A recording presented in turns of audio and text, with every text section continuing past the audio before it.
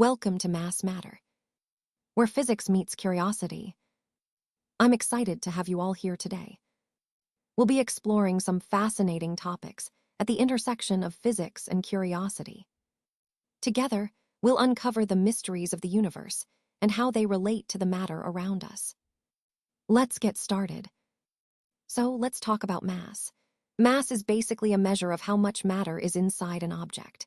It tells us how heavy or substantial something is, but it's not just about weight. It's more fundamental because it's about the amount of stuff making up the object. When we measure mass, we use kilograms, or kg for short. One of the most important things to remember is that your mass doesn't change, no matter where you are in the universe.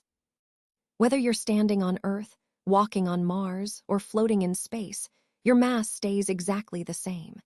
This is a key concept because it helps us understand that mass is a constant property of matter, not something that depends on gravity or location. It ties into our overall theme of understanding the fundamental properties of objects and how those properties stay consistent across different environments. Let's talk about weight. Weight is essentially the force that gravity exerts on your mass. In simple terms, it's how hard gravity pulls you downward. The key formula here is weight equals mass times gravity, or W equals mg. Now, in this formula, m stands for the mass of the object or person, and g is the acceleration due to gravity, which on Earth is approximately 9.8 meters per second squared.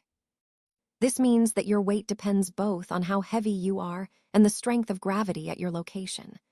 Understanding this relationship helps us see how weight can change if gravity varies, like on different planets, or if your mass changes. Overall, this concept ties back to how forces work in our physical world, which is fundamental to understanding motion and other physics principles. Science isn't just weird, it's incredible. Did you know that you actually weigh more at the poles than you do at the equator? Even though your mass stays exactly the same no matter where you are, your weight changes slightly.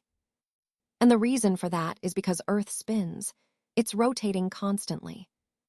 This spinning motion causes something called the Coriolis force, which is stronger at the poles than at the equator. Because of this, gravity is actually a tiny bit weaker at the equator. And I say tiny because the difference is really small, but it's enough to notice when you think about how fascinating our planet really is.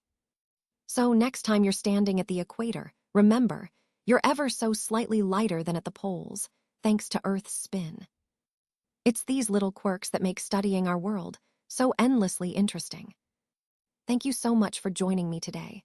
I hope you enjoyed exploring how understanding mass and matter can deepen our appreciation of the universe. Remember, more mass means more matter, which influences everything from the tiniest particles to the largest galaxies. If you're passionate about physics and want to stay curious, subscribe for weekly physics facts. Thanks again for your time, and keep exploring the wonders of the universe.